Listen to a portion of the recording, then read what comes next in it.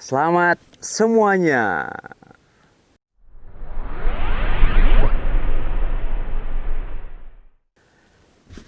Selamat datang di YouTube channel saya, Mat Journey.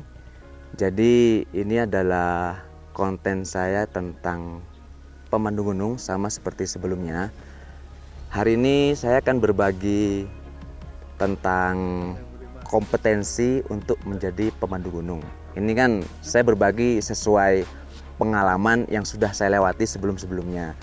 Karena di konten saya sebelumnya saya sudah berbagi apa aja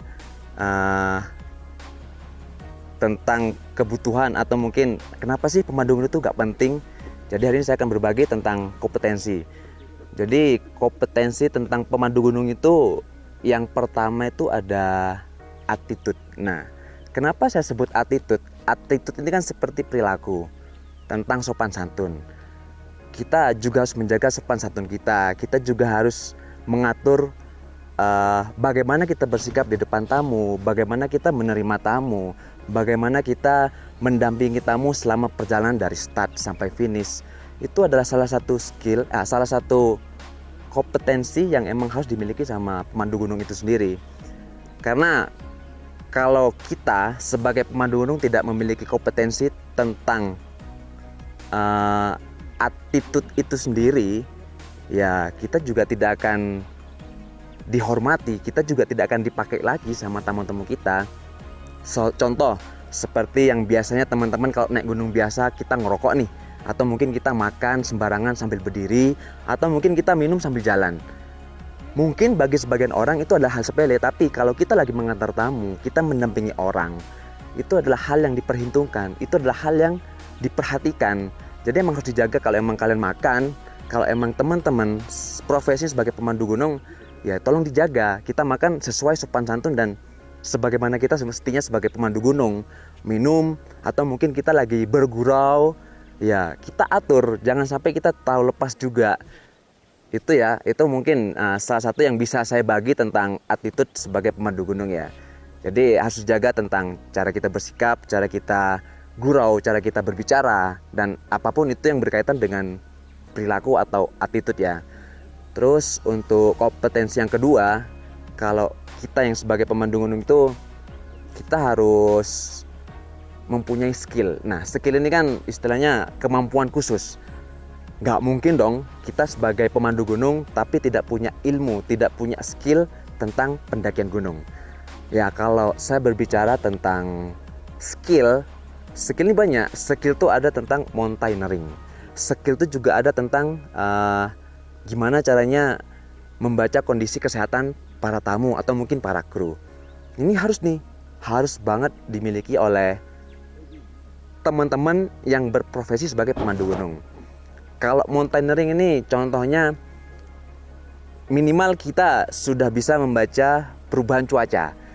Jadi kalau biasanya kalau kita sebelum naik gunung kita kan selalu mengecek, kita selalu melihat, kita selalu mengukur cuaca hari ini di gunung seperti apa ya.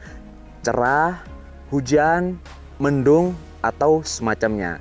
Nah, walaupun akurasinya udah bisa dibilang 90% akurat, cuma kita juga harus punya basicnya. Kita juga harus punya ilmunya. Kadang kita kan nggak tahu nih kalau kita pergi ke gunung A atau gunung B.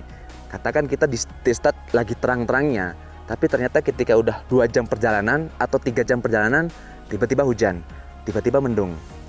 Dan teman-teman yang sebagai profesinya pemandu gunung tidak punya skill untuk mengambil keputusan. Nah ini akan salah, karena dampak atau impactnya akan berdampak kepada teman-teman yang berprofesi sebagai pemandu gunung, juga kepada tamu-tamunya. Nah, kenapa ke tamu-tamunya juga akan berdampak? Karena ketika tamu sudah mempercayakan sebuah perjalanan kepada pemandu gunung, mereka akan percaya sepenuhnya tentang perjalanan itu. Tapi ketika mereka udah percaya, orang yang dipercaya tidak memiliki skill tentang mountaineering, tentang kesehatan, mereka akan kecewa secara gak langsung. Jadi emang harus diperhatikan ya, kompetensi itu salah satunya ada skill tentang mountaineering atau tentang kesehatan. Ini saya sharing, jadi pengalaman beberapa kali memandu orang, beberapa kali mendampingi tamu ke gunung. Jadi emang sangat perlu dibutuhkan tentang mountaineering, tentang kesehatan, atau mungkin tentang ambil keputusan di saat terdesak.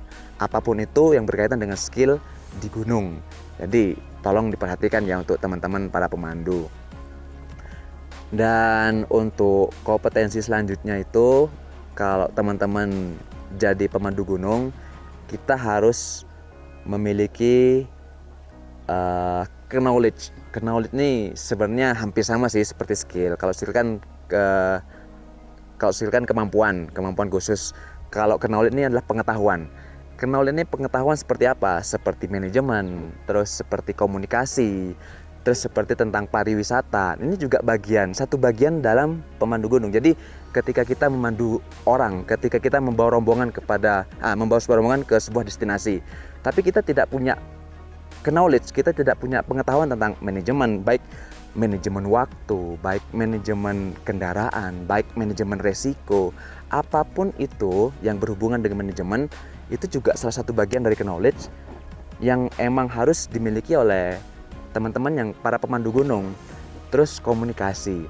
Nah, saya yang sebagai pemandu gunung kalau tidak punya knowledge tentang komunikasi, bagaimana kita bisa berinteraksi dengan tamu, bagaimana bisa membuat tamu nyaman selama perjalanan, ya kan?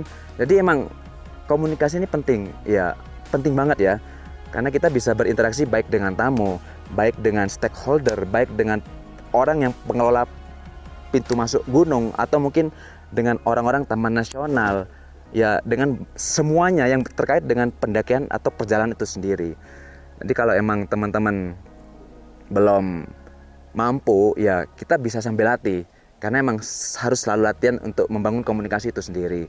Terus untuk tourism itu sendiri, ya namanya pendakian gunung, namanya pemandu gunung, udah jelas dong itu termasuk dalam satu wadah atau mungkin satu bagian dari pariwisata. Kalau teman-teman nggak punya wawasan, teman-teman nggak punya pengetahuan tentang pariwisata sendiri, ya sama aja bohong. Ya teman-teman berarti emang harus melatih diri sendiri, membaca buku, atau mungkin cari informasi seperti itu. Jadi itu yang saya rasakan selama menjadi pemandu gunung. 3 kompetensi ini emang sangat diperlukan ketika kita memandu seorang tamu atau sebuah rombongan yang dibawa ke dalam sebuah destinasi perjalanan.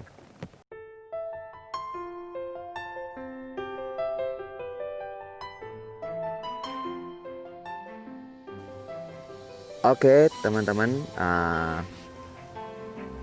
apabila konten ini bermanfaat untuk kalian, silahkan share. Kalau emang kalian suka dengan apa yang saya bagi, silahkan like. Kalau emang kalian ada hal yang ingin didiskusikan atau ingin ditanyakan, silahkan tanyakan kepada saya di kolom komentar. Nanti akan saya jawab berperiode atau bergantian, kalau emang ada pertanyaan yang emang harus dijawab. Jangan lupa tunggu konten saya selanjutnya di YouTube channel saya, My Journey.